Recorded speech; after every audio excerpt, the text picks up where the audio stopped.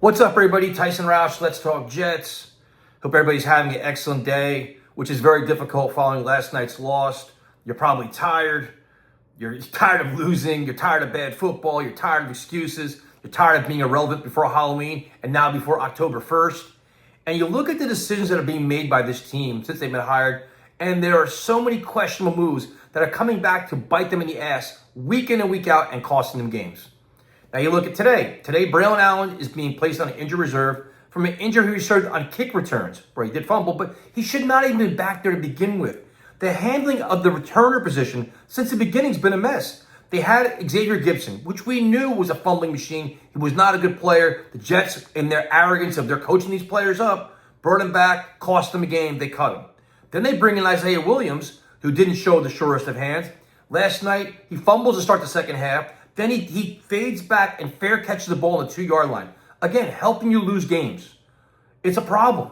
You know, I know they had Nwangwu, he got hurt, but you have to have a better plan than this. Look at the safety position. We knew Tony Adams wasn't any good, and he's reminding this week in and week out. And the Jets keep trotting him out there when there were so many other better safeties available to bring in. Now, they may have liked Malachi Moore, great, but that's your plan B. Bring in legit stars. Bring in competent football players. You give big money to Andre Cisco. He's been terrible. Now, Brandon Stevens got a big contract. He did play better last night, but the early reviews of him aren't good either. But he said, okay, you know what? And the weird thing was you had some kind of faith in this defense going forward because of all the talent they assumed. But the question you had was, you're one Jermaine Johnson injury away from having no pass rush. Well, guess what happened? Jermaine Johnson got hurt, and you have no pass rush.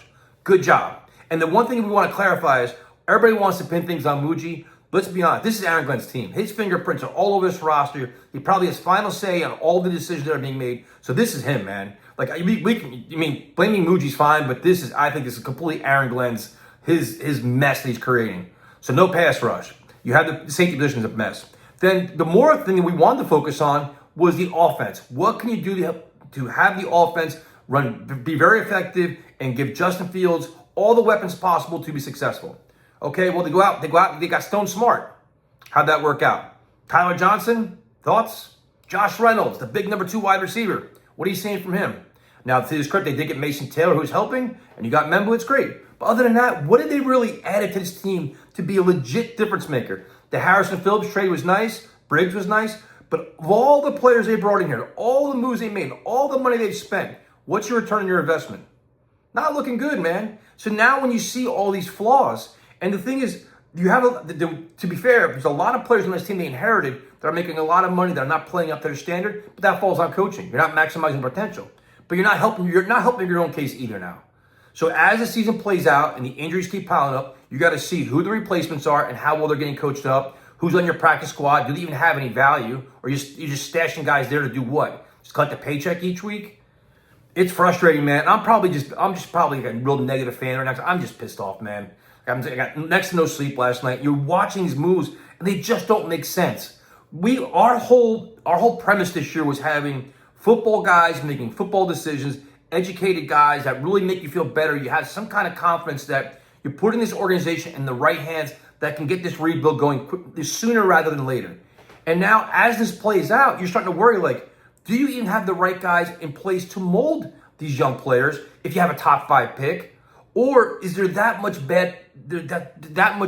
bad players on this team that you literally got to clean house and trade away a lot and cut a lot? And this may be a full rebuild. We're talking about, you know what? We may have to make some wholesale changes here and then still hope that Aaron Glenn's the right guy and Engstrand's the right guy. We know Wilkes isn't the right guy, but you see what I'm saying, though? So between the roster decisions that have been questionable and the words you have about coaching, it is so hard to buy into anything and be positive. So for everybody sending me these messages saying, oh, bro, you're too negative, you do this, listen, dude, save it.